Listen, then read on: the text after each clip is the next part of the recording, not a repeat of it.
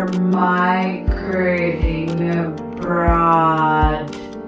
My husband, Sean Johnson, brings his true love and her son home.